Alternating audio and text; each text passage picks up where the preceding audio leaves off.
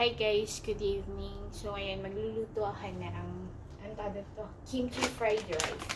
Kimchi fried rice. So meron na ako ditong egg. Meron na ako ditong ayan, pakita ko sa inyo. Wait. Buyas, sili, itlog, kimchi, and eto. Ayan, coconut liquid aminos. Ayan. Guys, meron tayong kanin dito. So unahin ko muna magluto ng itlog kasi iyan ko siya. Scramble, ganun. So, yun lang. Painit na natin siya. Wait. Yan, guys. Mainit na siya. So, ilalagyan ko siya ng oil. And then, iluluto ko muna yung egg. Ayun ang pinaka-importante. Egg. And, biyakin ko muna siya. Biyakin muna natin siya. Ayan. Mekos lang ako magluto. Ayan.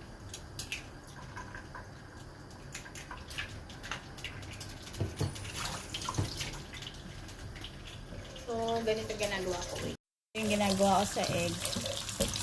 Ayan, guys.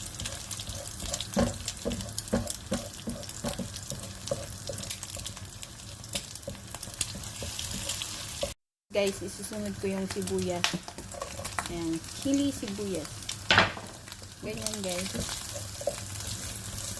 So, ganyan na siya, guys. Tapos, ilalagay ko na yung rice. Ayan.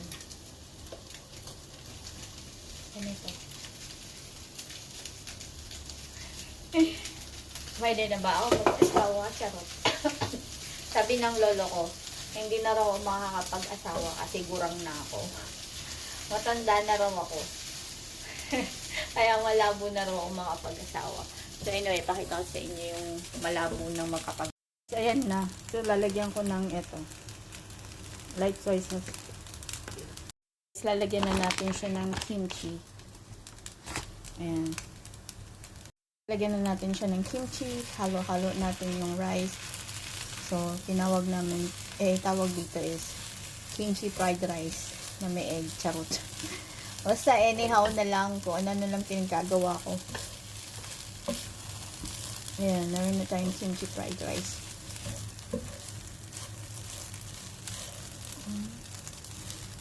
Guys, yung kimchi fried rice ko. Ang sarap niya. Promise. And kimchi fried rice. Ilagay mo lang to. It's kimchi. Try natin. Tikman natin tong kimchi fried rice ko na may egg. So, binilgan ko lang siya ng sibuyas, sili, and yun lang. Ginisa ko lang siya.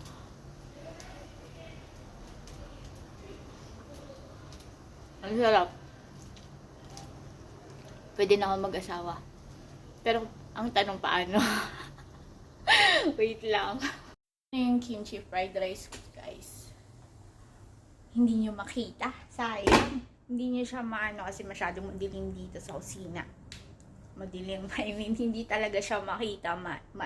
Maaninagan yung ano. Ang sarap nitong kimchi na to. Alam nyo ba? Tuwing ko kain ako sa buffet, ang hinahabol ko lagi kimchi. Tapos na-realize ko, bakit lagi na lang ako kumakain ng kimchi? Pwede naman ako bumili ng kimchi dun sa ano, sa grocery. So anyway guys, sobrang sarap, promise. Ayan, sa magiging asawa ko. Charot. Ang sarap niya talaga, promise. Mapapatay to Lord siya na lang. Anyway guys, dito na yung vlog. At kakain na ako. Kakain na kami ng lolo ko. Tapos, uwi na rin ako. Alam na oras na. Maulan sa labas. Umuulan. So anyway guys, bye and God bless. Kung nagtataka kayo kung bakit ako laging nakaganito. Ganyan. Kasi, ang lolo ko conservative. Conservative si lolo. Pero si lolo okay naman kung anong gusto mong isuot. Wala siyang pakialam. Pero si lolo kasi ayaw niya. Ayaw din niya yung mga nagsushort, ganun. Nung nag-vlog ako, tas naka-short lang ako. Nagalit siya, sabi niya, mamaya makita yung ano mo, ganyan-ganyan. Marami pa naman, may mga nanonood pa naman nakakahiya. Ganun siya. Kaya kung sinasabi niyo na parang, ano ba dyan? Malamig ba dyan sa Singapore? Hindi. Naka-aircon kami. Pero ayaw lang talaga ni lolo na yung open talaga yung ano mo. Ayaw ni lolo.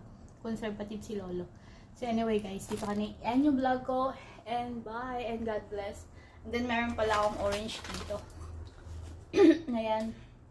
Paborito namin yun. So anyway, bye guys and God bless. See you next Sunday again. And yung mga vlog ko kasi puro i-upload ko is for 1 week na para hindi na ako mag-worry. Tapos i-premiere. Yun na yan. Basta yun na yan. Bye guys and God bless.